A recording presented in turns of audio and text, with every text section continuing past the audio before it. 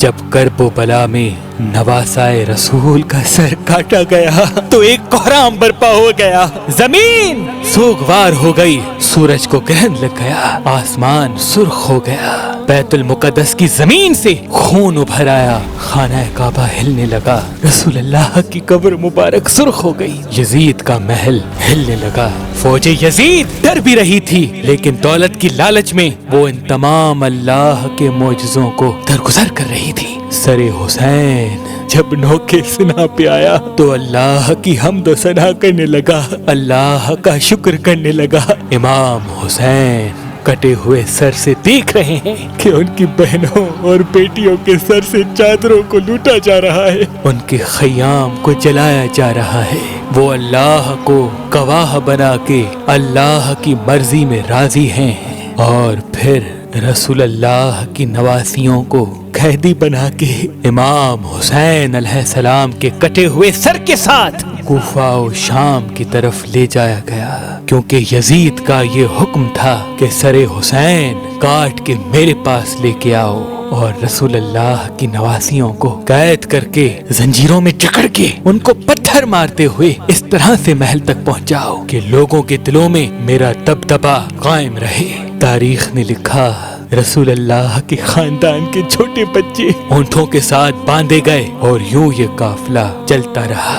एक जगह अचानक से सरे हुसैन रुक गया। लोगों ने बहुत कोशिश की कि इमाम हुसैन अलैहिस्सलाम का सर आगे बढ़े, लेकिन वो नेज़ा जिस पे इमाम हुसैन का सर सवार था वो एक जगह कायम हो गया। शिमर ने इमाम सज्जाद से पूछा कि तुम्हारे बाबा का सर आगे क्यों नहीं बढ़ रहा? इमाम सज्जाद ने इमाम हुसैन के सर को देखा तो सर से आवाज आई, बेटा सज्जाद, मेरी सकीना ऊंट से गिर गई है, उसको ले आओ। उसके बगैर ये मंजिल अधूरी है। तारीख ने लिखा, जो रसूल अल्लाह के खानदान के छोटे छोटे बच्चे ऊँटों के साथ बांधे गए थे, उनमें जो जो बच्चा गिरता था वो ऊँटों और घोड़ों के पाँव में पामाल होके शहीद हो जाता था। आज भी उन सादात की कब्रें कूफा और शाम के रास्ते में बनी हुई है। ये काफिला चल ही रहा था कि इतने में बारिश हो गई। फौजे यजीद ने देखा कि आसपास तो कोई शहर ही नहीं। दूर एक गिरजाघर उनको नजर आया। वो करीब गए और कहने लगे, हम वक्त के हाकिम के फौजी हैं, हम एक रात यहाँ आराम करेंगे। उस चर्च के पादरी ने जब उस काफिले को देखा कि बेपर्दा बीबियां हैं और एक नूरानी चेहरे वाला कैदी बीबियों के साथ जंजीरों में जकड़ा हुआ है और तमाम सर नौके नेज़ा पे सवार हैं, वो सरों पे नजर घुमाता रहा। कभी जॉन का सर देखे, कभी हुर का सर देखे, कभी कासिम का सर देखे, कभी अली अकबर का सर देखे। जब उस पादरी की निगाह अली असगर के छोटे सर पे पड़ी, वो चीख उठा और कहने लगा, ऐ लोगों, ये तो कुछ माँ का बच्चा है, इसने क्या जुर्म किया होगा कि इसका सर काट के नेज़े पे सवार किया। वो गुरूर और तकब्बुर में कहने लगे, ये हमारे बादशाह को बादशाह नहीं मानते और जो हमारे बादशाह यजीद को नहीं मानेगा उसका हश्र यही होगा। इतने में उसकी निगाह एक घोड़े पे पड़ी जिसकी जुल्फों से गाजी अब्बास अलमदार का सर बंधा था। वो हैरत से पूछने लगा, ऐ लोगों, इस मुबारक सर को घोड़े की जुल्फों से क्यों बांधा है? शिविर कहने लगा, ये इन बागियों के अलम बरदार अब्बास का सर है, इसको नेज़े पे सवार करते हैं, सवार ही नहीं होता, तभी इसको घोड़े की जुल्फों से बांधा है। बस यूं सर को देखते देखते जैसे ही उस पादरी की सरे हुसैन पे निगाह पड़ी, वो ज़ारो कतार रोने लगा। शिविर ने पूछा, क्यों रो रहे हो? वो कहने लगा, मैंने अपनी जिंदगी में इतना नूरानी चेहरा पहले कभी नहीं देखा। इसके चेहरे का नूर बताता है ये अल्लाह के करीब है और किसी पाक खानदान से ताल्लुक रखता है। शिविर कहने लगा, हाँ, ये फातिमा का बेटा है।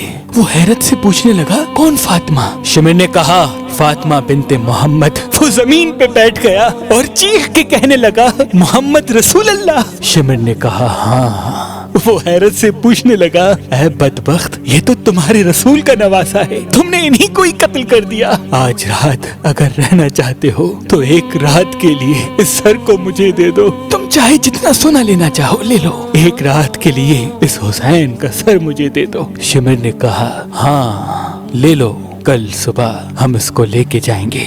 बस सरे हुसैन وہ جیسے ہی گرجا گھر لے کے گیا تو اس چہرے سے ایک نور ابھرنے لگا۔